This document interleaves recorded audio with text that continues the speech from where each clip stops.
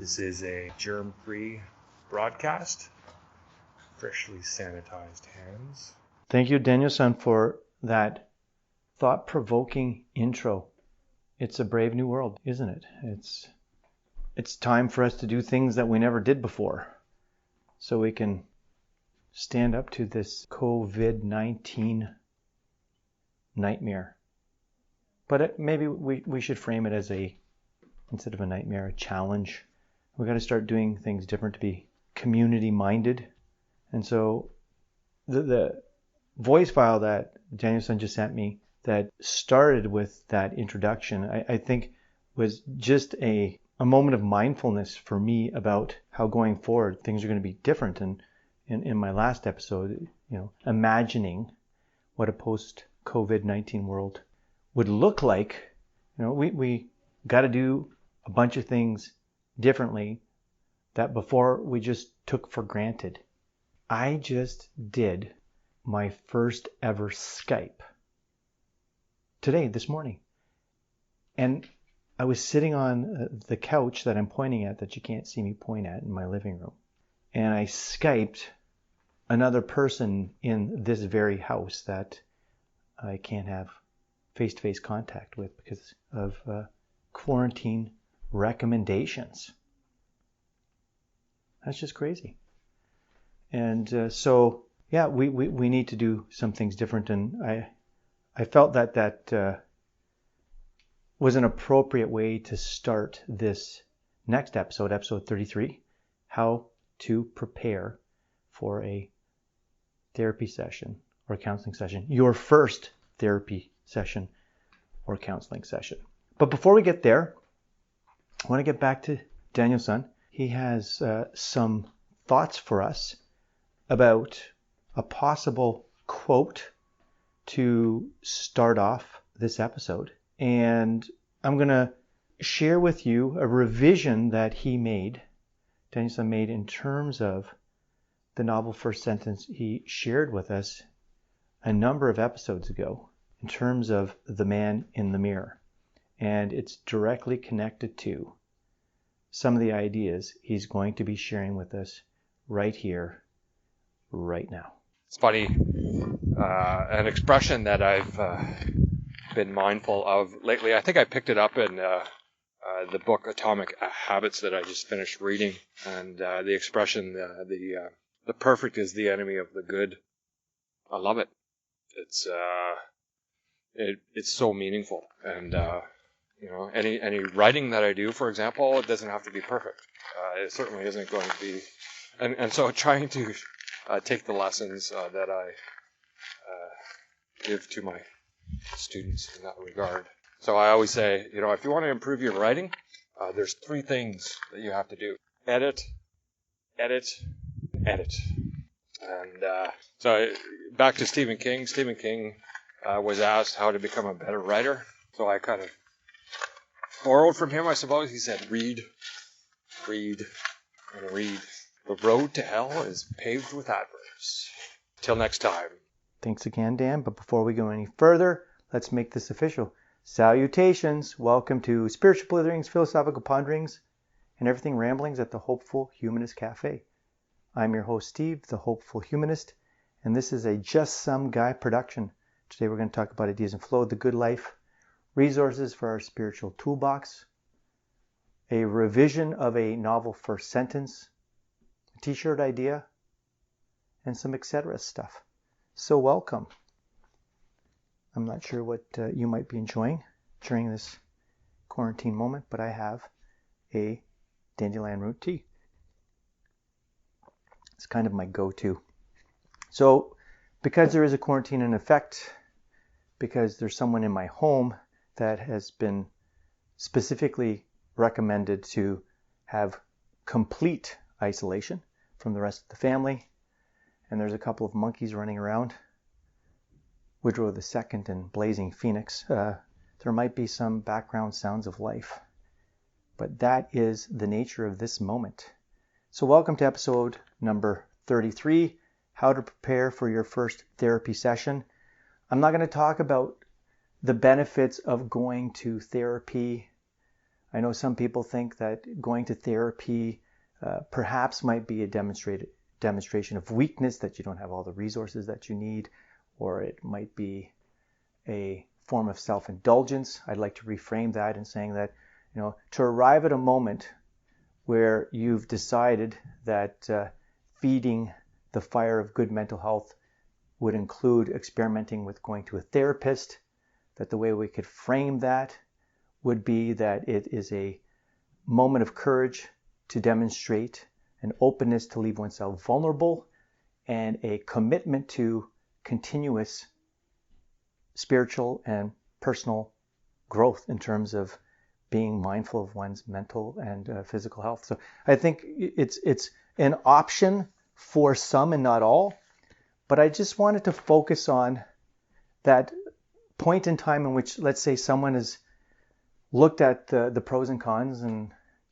they've decided that in terms of feeding the fire of good mental health, that they're going to go, but they're nervous. They don't know what to expect. And so that's what this episode's going to be about. I have 4 suggestions or 4 considerations that can make the process hopefully a little less painful than it might feel like it's going to be, and perhaps that it doesn't necessarily have to be. The t-shirt idea that I'm going to share in terms of orienting ourselves to this discussion would be explore, expand, become. Right? Explore, expand, become. There's a quote I think that could go along with this, even though the quote shared by Danielson is going to be the primary quote to frame this discussion. But this is from B.F. Skinner. He shares, "A failure is not a mistake. It may simply be the best one can do under the circumstances. The real mistake is to stop trying." So what we're talking about here is, instead of looking at life or different experiences, whether we're talking about writing or going to counseling, instead of looking at it as an event, let's look at it as a process. And Danielson has given us a lot of food for thought in that second clip about this idea of process, as he's grounded in an example of his writing.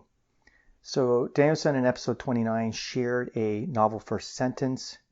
The sentence is, "The mirror conjured a new testimony of age, evidence of a deeper parenthesized mouth that launched a regret-flavoured reverie as he scrutinized his disturbingly unrecognizable face."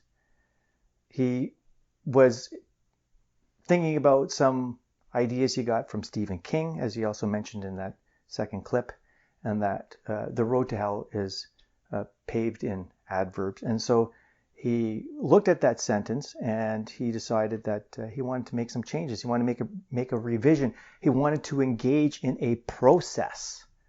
And that process was to kind of, instead of getting caught up in creating a perfect first draft or first complete in itself idea that's going to stand on its own and needs no further thinking about, he recognized that perfection often stops us from doing anything, went back to a sentence, and he made this following change. He took out disturbingly and unrecognizable and substituted just the word altered. So the sentence now goes like this: "The mirror conjured a new testimony of age, evidence of a deeper parenthesized mouth that launched a regret-flavoured reverie as he scrutinized his altered face." So we're talking about process here. And I think process, there's going to be a couple words of the day for this episode. And the first word of the day would be definitely process.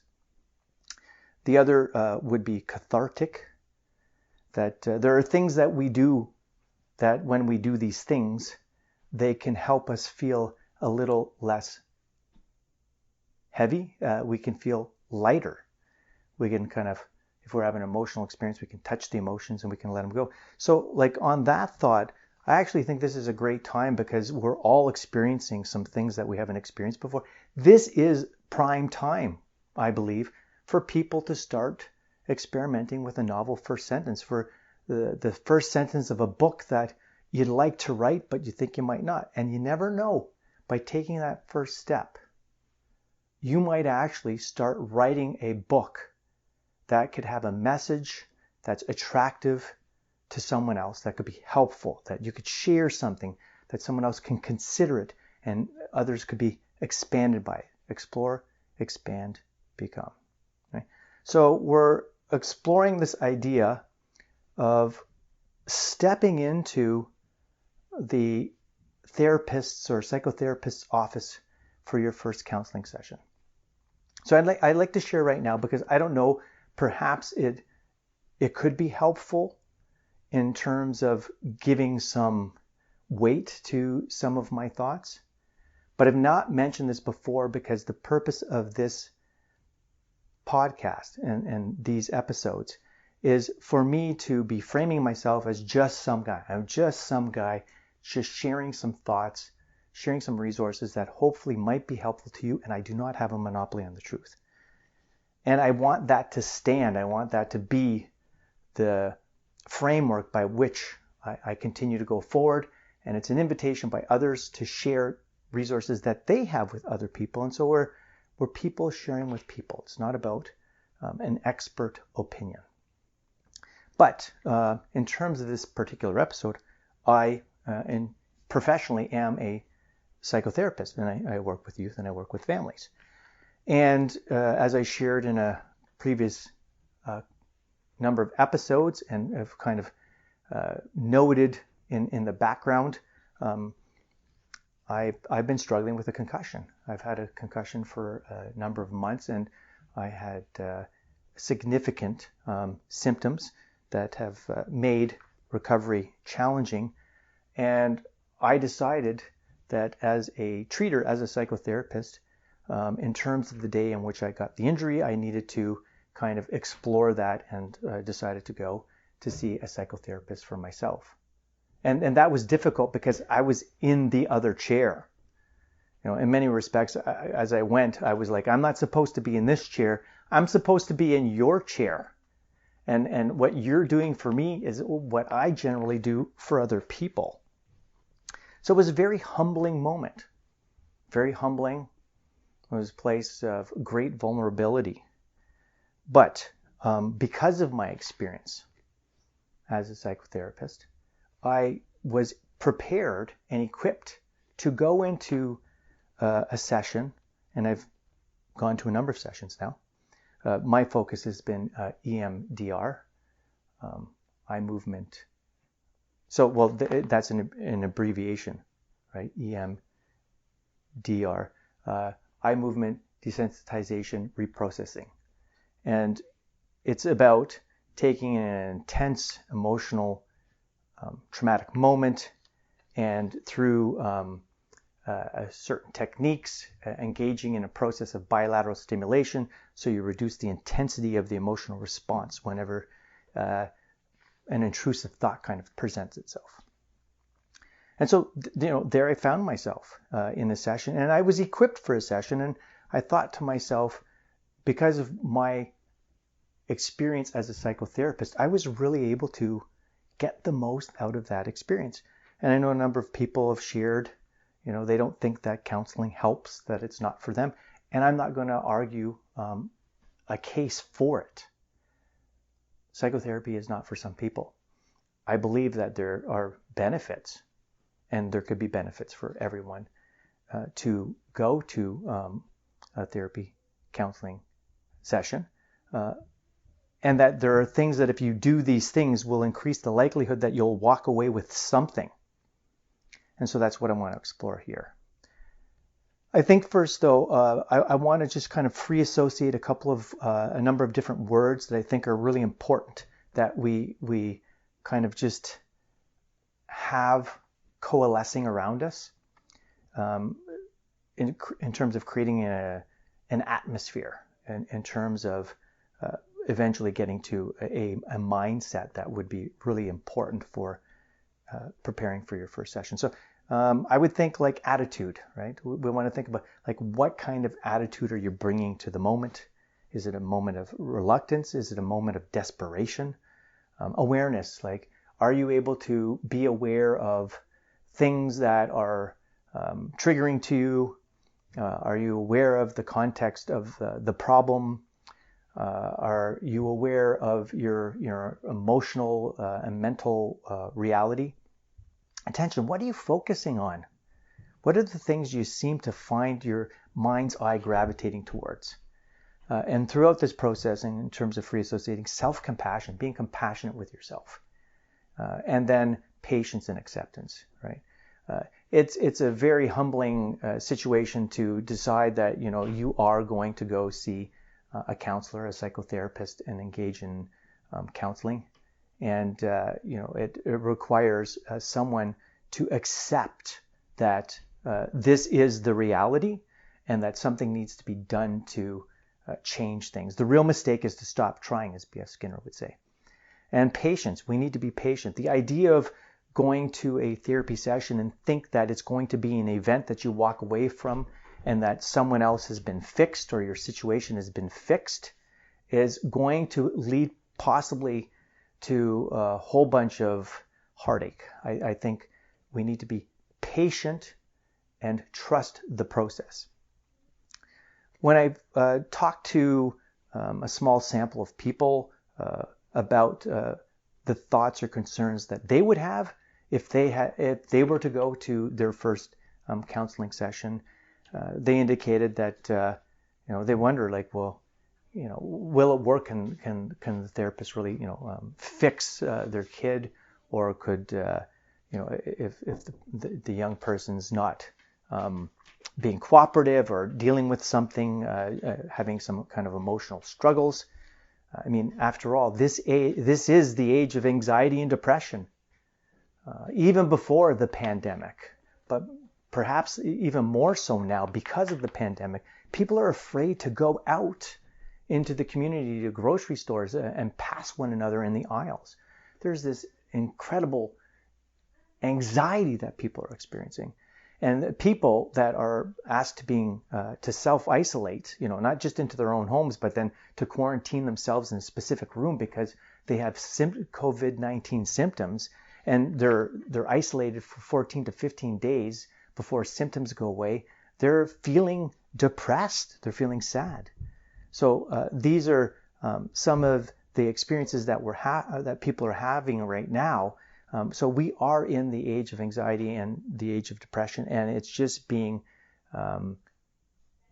it's being multiplied exponentially in terms of this pandemic, right? So getting back to some of the questions, people are like, well, what can the treater fix my situation, fix my kid? That's the kind of question that some people came to me with. They also wanted to know, well, what will the counselor ask me? And what should I ask, right? I mean, I guess, the counselor might ask quite simply, how can I support you? What do you need? And this is an invitation. This is a very critical moment where you can say, if you've done the work of, awareness and attention about what's going on for yourself, you can say, this is what I need. This is how I need you to support me, right? Some of the things that you might want to ask when you go in there is just, first of all, because this fits with one of the considerations of client-therapist fit, what's your treatment style? Like, are you cognitive behavioral? Do you focus on thoughts? Are you emotion focused? Do you do that chair work where I got to kind of talk to myself, my younger self? Are you doing the EMDR where we're going to process traumas? Do you do internal family systems where it's as if there are these different parts within you and you try to engage in an internal dialogue and internal discussion? So I would think that that's one of the questions you might want to ask is like, what's your treatment style? I think you definitely want to ask and get clarification about the confidentiality policy in terms of when they need to release information that you might not want them to release. Generally speaking, everything that's shared is confidential. But, in terms of risk of harm to oneself, to others, neglect, with children possibly being harmed, or if there's the courts, they subpoena your records. Those are instances in which a therapist, a counselor would have to release the requested information. or share the information because of concerns about risk. Okay. The other questions people wanted to know are like, what are the benefits? Is there a benefit going to counseling opposed to talking to a friend? Why go instead of talking to a friend? Right. So these are some of the questions, the thoughts that were coalescing around this imagining a moment in which you're going to your first counseling session. Right. So it's hard to answer these questions because it's going to differ depending on who the person is, why they're going in, and who they're going to see. But what I can offer are what I think are 4 valuable considerations. So I think the first consideration is a consideration about mindset, right? When we're going to engage in the process of meeting with someone and talking about what's going on and exploring ways to build strengths, increase resilience, develop additional coping tools, I think that we have to be careful of a fix-it mindset. You need to fix, that if with my concussion, if I went in and I saw the psychotherapist that I was meeting with and I said, I need you to fix my brain. That's out of the scope of one's human powers.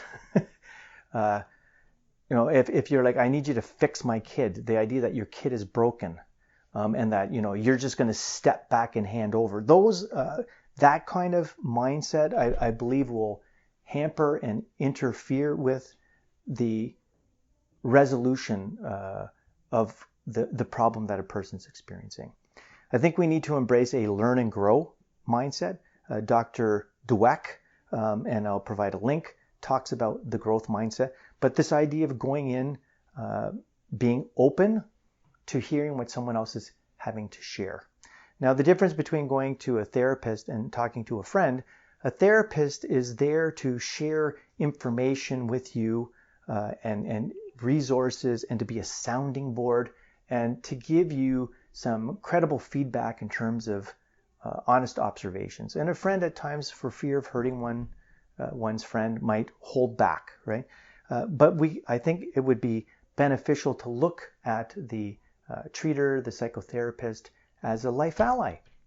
And my experience has been that when I've gone to talk to my counselor, the person validates my experience. The person allows me to deconstruct an experience in such a way that I actually come out looking better through my counselor's eyes than I do through my own eyes. And that's really encouraging and that's helpful. So the first thing is, if you're going to go and see a counselor, just to ask yourself, right, just to be aware of what kind of mindset do you seem to have. Is it like, I'm going in one time and we're going to have to talk about things, and if I don't get a result, then this is a waste of my time? Or is it, I'm going to go in, it's going to be a process, I need to be able to build trust with this other person and get a sense of what my situation is, what my problem is. Maybe you have an idea of what your problem is, but maybe it isn't clearly articulated, and just going to the counselor, one of the things that will be helpful is really bringing to light what the issue is, what the challenge is. I've talked about these things in the past about automatic negative thoughts, right? So if you're going in with a fix-it mindset and an ant that, counseling doesn't work, you've created a number of barriers, and you're probably not going to get some positive outcomes. But if you go in with the attitude, the mindset that I'm going to learn, I'm going to be open, and I want to grow, then there's going to be some opportunities for us to be surprised and to walk away with some resources that we didn't have before we engaged in this process. The other thing, and it's related to some of the things that we've been talking about, is the client-therapist fit. And once again, this is a process. You might go to your first counseling session, and you might meet someone, and that person you meet, when you ask them, how would you describe your treatment style? They might say, I'm emotion focused. I want to do some chair work with you. And if that seems to be the orientation to which they lean, you might say, actually, I need someone that is more inclined to use CBT, cognitive behavioral therapy. Or for myself, I specifically wanted to meet someone who was trained in EMDR, right? And so you need to make sure that the styles are synchronized. And then when you make sure that the styles are synchronized, you've got to make sure that there's a personality fit. And so if you go to your first session and you don't feel aligned with the treater, you can make a request for someone else or a request for a referral. Don't let that first experience shape and shade the way you think that all treaters will interact with you and support you. Because there is, in terms of the different number of treaters out there, that's the number of different styles and different kind of personalities that you're going to meet. And there's a little bit of trial and error. Be prepared to be anxious, as counseling requires, when to be strong enough to be vulnerable, right? So you're going in, you meet someone, you feel like there might be some fit. You're thinking that, okay, it's a process. You've got the learn and grow mentality, and you need to be prepared to be anxious, right? It's a part of the process. The anxiety is not a reason to not go or to stop going. The anxiety is a manifestation of the courageousness that you're manifesting in yourself because you've reached a point where you've decided that to feed the fire of good mental health, this is something that you got to do, and you're doing something that's hard. And that because you're doing something that's hard, you thereby, definition, are someone that is brave and courageous. So we've got the learn and grow mindset. We've thought about client and therapist fit. We've asked our questions to explore what we should be expecting in terms of confidentiality. And now we need to start working on something. So I'm going to do a future episode called Things on My Plate Mind Map to kind of really flesh that out. But basically, the goal at this point, the third consideration, is to prioritize and focus and be specific about what you want to work on. Right? When you're going to a therapy session, you have to have a sense of what is it I want to do. And it has to be a SMART goal, right? It has to be SMART in terms of it's specific. Is it measurable? Is it attainable? Is it realistic? And is it timely? If it meets those criteria, then we can work towards getting some positive outcomes because we have something specific and concrete to work towards. So as an example, you might want to go in and say, the thing that I want to work on, the thing I want to prioritize, there's a whole bunch of things on my plate, but if I try to address all of them, I'm going to get overwhelmed. So I'm going to pick something, get a success. And once I get a success, I can then start to look at some of the other things I need to address. But right now, I'd like to, let's say as an example, stand up to anxiety. I want to figure out strategies to stand up to anxiety or stand up to intrusive thoughts. Thoughts that kind of come into your moment that you don't particularly want in that moment, and they're disturbing and they're stopping you from doing what you need to do and living the life that you want to live. Right? Another one could be, I need to learn how to manage my anger. Anytime my kids aren't doing their homeschooling, anytime that I've put some work in front of them, I get confronted by a whole bunch of emotions and I get angry and I raise my voice because homeschooling is important. And in terms of a post-COVID-19 world, it seems this off-script idea of homeschooling is going to be there's going to be a greater openness to it. And so let's maybe think about what we have to do to manage our anger because it's hard to homeschool. It ain't no cop-out. I said that on purpose in terms of the slang. Becoming more emotionally intelligent. This could be another specific concrete goal. Like I need to be able to figure out what it is I'm feeling. I need to figure out the word that describes what I'm feeling, and I need to be able to communicate it to other people, and then I need to be able to manage that feeling, right? Or it could be to build self-esteem and confidence. Right? When I got my concussion, I felt like a sensory overload stepping out into the world. I had to practice going out into the world and deal with this kind of ADD brain that all of a sudden I had, and stop retreating from things that were overwhelming me and recognize that by approaching, I can build my self-esteem and I can build confidence, and then I can start to not only do task A, but do task B and then do task C. For some people, it's learn to set boundaries and become more assertive, right? And this might be one with your therapist, your treater, your psychotherapist. Learn to set certain boundaries in terms of what you need and what you don't need, and respectively assert that when I'm coming here, that this is my time and this is the agenda that I have and this is what I'd like to work on. My experience with treaters is that it's client-centered. They want to start where you want to start, and they're going to follow you wherever you take them.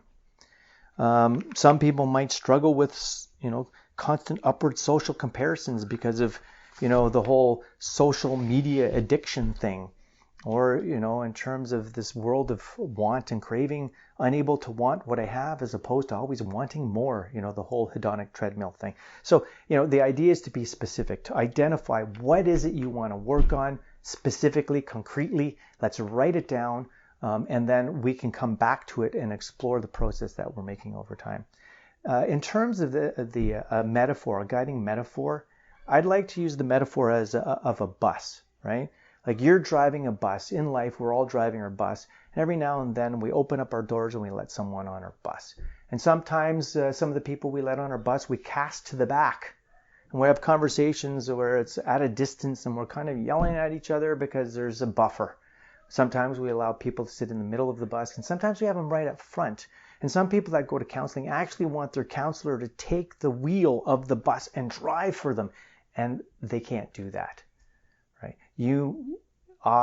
We need to drive our own buses, but we're letting someone on our bus, and we're letting them know where they can sit realistically and join us for a time on our journey. But it's always a temporary arrangement, and hopefully there comes a point when you go to your counseling sessions that you get the skills you need, you become empowered and confident enough that you can say, okay, now we've arrived at the point where I can discharge from services. I can say, fare thee well, and they can wish me good luck. The last thing I'd like to share that I think that's really important, number 4, is the idea of scaffolding for counseling. That if you're going to go to counseling, if you're going to arrive at a point where you're courageous and you're going to leave yourself vulnerable, why not go the distance? And in terms of the scaffolding for counseling, stuff like journaling I think is really important. Journal before you go. What is it that you want out of the experience? What kind of mindset do you have? Specifically, what do you want to work on? In terms of a process, what do you think the process would look like? Is it like 3 or 4 sessions? Do you have an EAP, Employee Assistance Program, where you get 6 sessions per year? Are you going to use all 6 sessions? What do you want the experience to look like? Journal about it. I think that as well, if you're having struggles, practicing gratitude on a daily basis is really important. And for me, struggling with a concussion, gratitude on a daily basis, just reminding myself of what I'm grateful for on days when I'm really struggling, has been instrumental in terms of me getting better. I think in terms of mindset, one of the scaffolding things that we can do is on a daily basis, do the serenity prayer. God, grant me the serenity to accept the things I cannot change, the courage to change the things I can, and the wisdom to know the difference, to know what belongs to you and what belongs to me. When you go to a counseling session, some things belong to you. They're yours. And a treater is going to help you look at them, but they belong to you. And there's some things that belong to the treater. And that's where we might have to set boundaries and remind ourselves what it is we're attempting to achieve when we meet weekly or bi-weekly or whatever the scheduled appointment in terms of counseling sessions looks like. The last thing, I think, in terms of scaffolding would be to attempt to get 8 hours sleep. Be mindful of a healthy diet, exercise 3 to 4 times a week for 30 minutes per session, get a good dose of daily hugs, and practice mindfulness 6 times per week, 15 minutes per session. I think that these 4 considerations could really make a difference in terms of your first session at counseling or psychotherapy, if that's something you're deciding to do. I'm not by any means suggesting or encouraging or coercing anyone to be open to going to counseling. Our starting point is this imagining a moment where someone's decided that they need to go. And it's either out of desperation or curiosity or a mindset of experimentalness, where they want to experiment and you're going to go. And if you're going to go, there are 4 things I've offered as a consideration that could help you get the most out of that experience. Now, there's a large stigma about going to getting counseling and talking about it. So I've included in the resources, and I'm going to let you explore them for yourselves. I'm going to let you explore them independently. One is called Standing Up to Stigma, and it's accessible through a PowerPoint presentation on CAMH website. And the other one are Stages of Change. If you are you've planned, you've made your appointment, and you're getting ready for your first session, you're not, pre-contemplative in terms of change, in terms of dealing with what's going on. You are in the action stage of change. And just to get a better sense of where you are in the change process, you can access that PowerPoint at the CAMH website as well. In terms of what is therapy, some of the questions that I indicated I was not going to answer during this discussion. What are the benefits? Does psychotherapy work? You can go to a link, a crash course link that talks about what therapy is. And then there's a SciShow Psych that answers the question or addresses the question, does psychotherapy work? I'm not sure if you can hear my monkeys up there. And also, too, I thought I would include a link for quotes about therapy, because there's some really powerful, inspiring quotes that I think could help frame this idea that going to see a counselor is not a demonstration of inner weakness, and it's not self-indulgence, but yet it is the opposite, a moment of courageous vulnerability and commitment to spiritual growth and health. Before I conclude, I just want to share that I'm now attempting to put my episodes on YouTube. So please subscribe. And if you check out a resource and it's helpful, maybe leave a comment in the comment section. If there's additional resources that you think might be helpful, share them in the comment section as well. Lastly, there's 2 other little things before I say my fare thee well for now.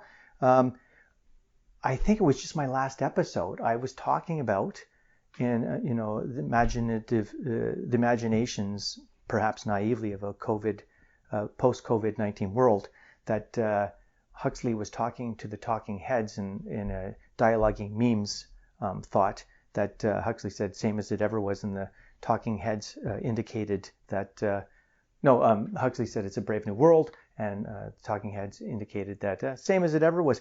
And I said, I don't know what the response now is to Huxley's position that it's a brave new world that we find ourselves in. And I have a listener who sent me a link from the former talking head singer, David Byrne. Is that how you say his name? But he wrote an essay about a response to what's happening right now. I just thought that was so timely. So David, if you want to read his essay, I think the response would be, life goes on. It's a brave new world out there. Alas, life goes on. But you can check that out. And lastly, Danielson, he wrote a short essay about the COVID-19 crisis, which is available on Goodreads, and it's called Pandemic Lessons from Albert Camus. And I'm going to share that link with you as well. I think it's an incredible, insightful read, and I hope you enjoy that and check it out. So thank you for joining me for another Tip the Iceberg conversation. The conversation is, as always, ongoing and continuous. I enjoyed this neighborly moment. I wish you well. I guess one of the new ways that people are parting after sharing some time with one another is this idea of may you be well. So peace and take care.